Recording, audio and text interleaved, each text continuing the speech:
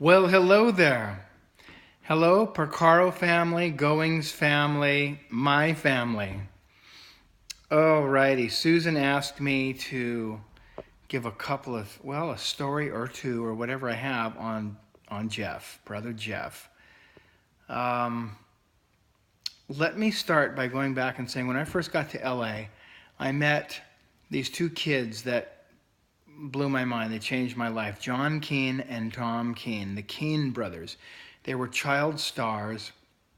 I remembered seeing them on TV. It was either Merv Griffin or Mike Douglas. And this is back when I was a kid in San Diego, and I thought I was hot stuff because everybody was telling me I was. I was kind of the big fish in the small pond. And when I saw these kids on TV, they just eclipsed me. They right-sized me, shall we say. And so when I got to LA, I met them. They were some of the first people I met, which was so unbelievable when you talk about projecting good stuff, visioning, visualizing future stuff. I said to my mother, I remembered saying, if I could meet those kids, I know I'd make great music. And sure enough, I met them right when I got to LA. And John Keane was the biggest Jeff Porcaro freak on the planet.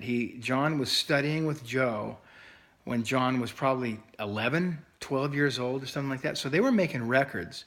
The Keane brothers were making records. David Foster's first record production was the Keane brothers. And so I think he brought Jeff in. Nigel Olsson played on some of the record. But John Keane was just absolutely the Jeff disciple. Held his hands like him, still does. Kind of made the faces Jeff made when he played. So I remember being with John, just kind of cruising around. I didn't know anybody. I was probably 18, 19 years old, and John and I were over at Kirkwood Bowling Alley on Ventura Boulevard, and we were just like a couple of stupid kids hanging out. And all of a sudden, John says to me, he goes. And he had this kind of little squeaky little voice, his voice had probably just changed. He was 15 years old. I don't even think he was driving yet. I think I was the driver.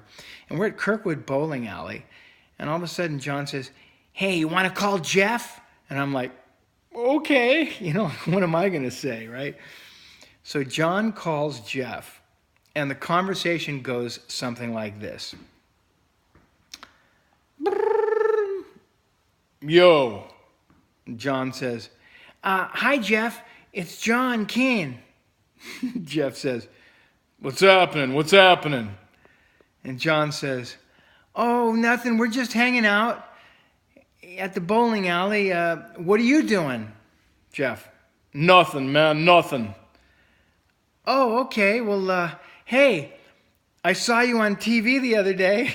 And Jeff says, "Yeah, fuck that TV shit." Right then, just, there he is, the consummate musician, right? Just could care less about the rock star stuff. I died. It's one of my favorite stories. So the second one is John and I had a band right before I joined Chicago. And the demos I did with John and Buzz Featon were the things that actually got to the band that they noticed me from.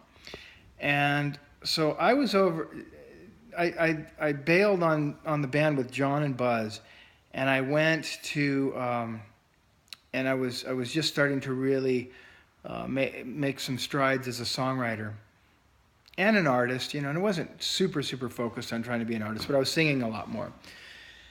So I got this audition for Chicago. They found my tape, and I had just really set up going in to talk to them. So I was calling John over at the Villa. That's right, Susan. That's right around when I met you the first time, shortly after this story. So I call over to the Villa, and John's in there cutting. Jeff gave him studio time. So John's in there cutting with Buzzy. So Jeff answers the phone. He goes, "Yo." And I go, "Hey, Jeff, it's Jason Sheff." And he goes, "Yo, what's happening, man?" And I said, "Is John there?" And he goes, yeah, but before I put him on the phone, I wanted to talk to you about something. I was talking to my friend Bobby Lamb the other day, and he told me that they were looking for a singer for Chicago. And I don't know why, but I wasn't thinking. And then all of a sudden, I just said, what about Jason? He's got the vocal chops. He plays the shit out of the bass. If you want, I can make a phone call. And I said, Jeff, I have a meeting to go talk to Howard Kaufman. And Jeff held the phone out, and with his laugh, he's got a meeting with Howard. He was trying to get me in the band.